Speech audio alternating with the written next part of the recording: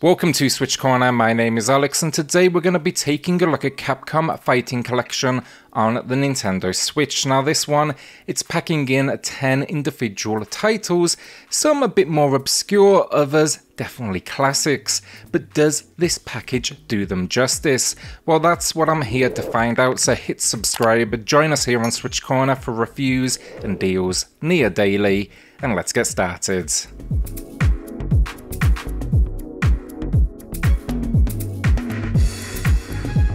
So this collection, as I said, it brings together 10 titles. Now, while I won't go into great detail on each, we will at least give you a decent overview and basically tell you how each may change from the last. They are all based upon, then, to my understanding, the arcade builds, and it features the RAM version as well. That is clearly notated for the purists out there. The IP is contained here, though. We've got a huge amount of Darkstalkers, 5 games, there's 3 Street Fighter titles, though 2 are more, let's say, unusual, one of the puzzle variety, and then Red Earth and Cyberbots, the latter 2 being the more obscure to me personally. While I'd never honestly played a Darkstalkers in my time then, these have always been well recognised and while requested in regards to Capcom's history within the fight world, and this package, it should absolutely quench the thirst for the series with 5 titles packed in. That's going to be Darkstalkers, Night Warriors, Vampire Savior, Vampire Hunter 2, and finally Vampire Savior 2 as well. Immediately then on jumping in at the first entry, it's easy to see why it was so loved in comparison to, let's say, Street Fighter. The character's art and the movesets are just so creative as it leans into the more fantastical. Learning the movesets, it was a real learning curve for me personally, as enemies could so often instantly attack me from the other side of the screen. Not gonna lie as well, it was a little frustrating at first like anything new, but I got there and started to really enjoy the setup. Moving from the first of the 5 titles to the last as well, it's clear the growth curve the series has went through. Rounds and their formats, they changed by the 3rd entry, and the roster, it's consistently refreshed with new additions, while also seeing some characters removed as well. The round format change I mentioned there, then the first 2 traditional, it's the first to 2 wins takes the victory. By the 3rd game onwards, it's actually a continuous battle, so each player gets 2 health bars to deplete. Really like that, it even evolves then to include small chunks of auto health regeneration. Gameplay here, though, it really consists of a basic set of attacks, and from these we'll build up special meters for some devastating blows. We also find dashes, backsteps, throws and guard cancels, meaning mid-guard we can deliver a reverse. Building up specials as well, in the original we can only use 1 at a time, but in latter entries these can actually be stacked one upon each other. I'm going to be calling out the Darkstalkers wiki then for a lot of the information as well. Each of the package games have a decent little tutorial and moveset, but it only takes you so far. As a genre, you need to invest time in it, and that was where I found the most success, so I'll be linking that down below for those new like me to the series. Also then, in a lot of games you'll even see the introduction of things like auto guard and turbo mode. This really adds for a good learning curve, or even a step up in difficulty if desired. As a series though, overall you can see the advancements it makes from entry to entry. You can see characters, as I said, switching in and out and evolving, and overall I do feel like they are very good ports and extremely responsive. That all said though, not a purist, so I can only talk to my experience here. I enjoyed moving from entry to entry though, and exploring these advancements. Darkstalkers, I feel, though, that's kind of the main attraction packaged in here, and that's what many will be coming for. Capcom clearly understand this as well, with 5 of the 10 games included coming from that very series. I can say as well at this point I'm definitely walking away a fan. The remaining half of the package then, we'll start with Street Fighter. I won't go into too much detail, but here first, Hyper Street Fighter 2 Fantastic Edition, the most complete version of Street Fighter 2 money can buy. It's basically all characters from the 5 variations of the 2nd entry, so the best cast you will see out there. Everyone I feel knows this game though, and as always, it does not disappoint. Then we get Super Puzzle Fighter 2 and Super Gem Fighter Mini Mix. These actually give a cutesy overall to our favourite Street Fighter characters. Now first, the Super Puzzle Fighter 2 Turbo. That one's actually a tile matching game where our combos result in blows to our opponent in the middle of the screen.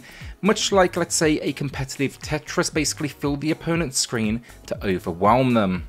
Then Super Gem Fighter pulls in cast members from Street Fighter, Darkstalkers and Red Earth, and this one's unique. Gems power up specific special moves so they deliver more damage. It's a simplified fighting system here, you'll be tracking a special meter as well. This for me was the weakest inclusion because, well, no doubt many will enjoy its unique spin on the formula, I just didn't find it was quite as responsive as the rest. The final two games then, Cyberbots and Red Earth, and I knew nothing about these games. Cyberbots Full of Metal Madness had me somewhat confused honestly. You load in 6 main characters, then 4 robot forms to choose from, each actually containing 3 different armor suits. So yeah, you're basically like choosing 2 different characters here. Once I got into the action though, I really liked the style. It's not only a traditional brawler, but it was unique in the sense certain weapons and attacks had a cooldown, and that's displayed on screen. It's also going to be signified at the top of the screen, and then a special meter next to our pilot. The fighting though here, super fast paced, but it definitely reflects the big armor suits. It feels extremely heavy at the same time.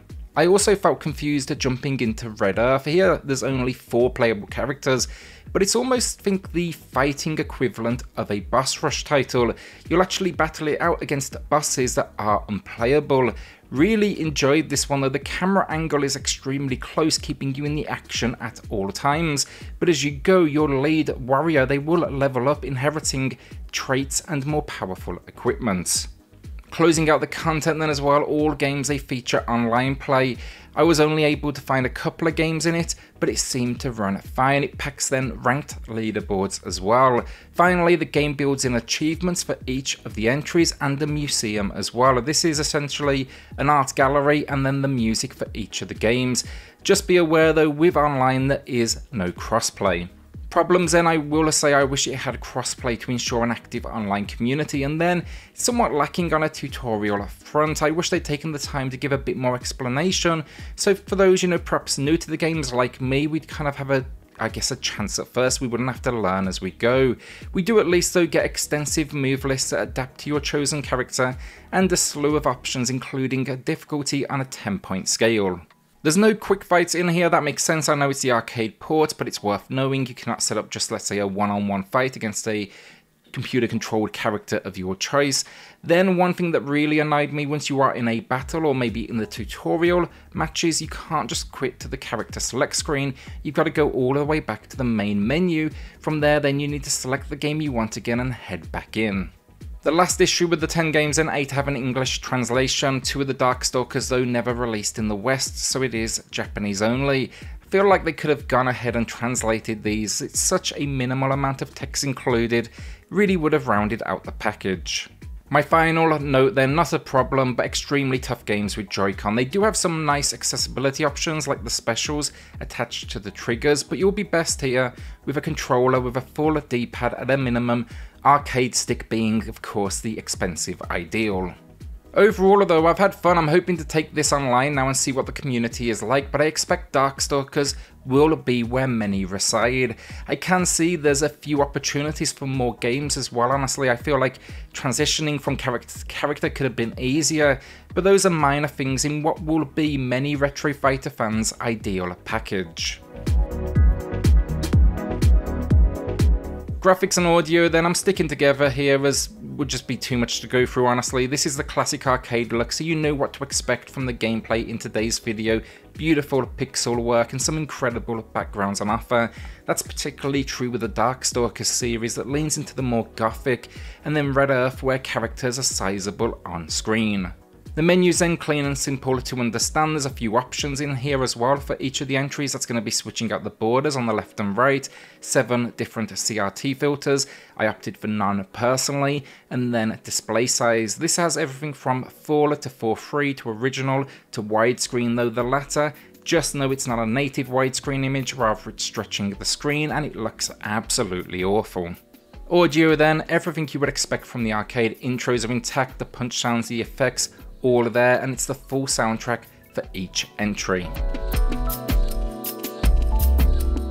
So the final verdict, and I really like this package, 10 games from the Capcom libraries that are for the most part taken from the fighting genre outside of that puzzle inclusion. That's a surprisingly deep time though that fits in right at home given the cast involved. My favourite games this far having the chance to experience Darkstalkers, but the more unknown like Red Earth and Cyberbots, I love getting that exposure.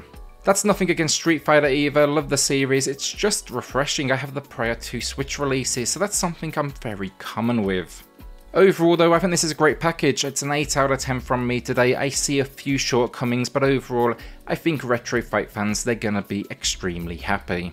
Will you be adding this one to the collection then or holding onto that cash? Shout out then to the patrons of the channel who are going above and beyond to support SwitchCorner. It helps more than you know, so thank you all so much. Then hit subscribe, join us here on SwitchCorner for reviews and deals near daily, and I'll see you all on the next video. Thanks everyone.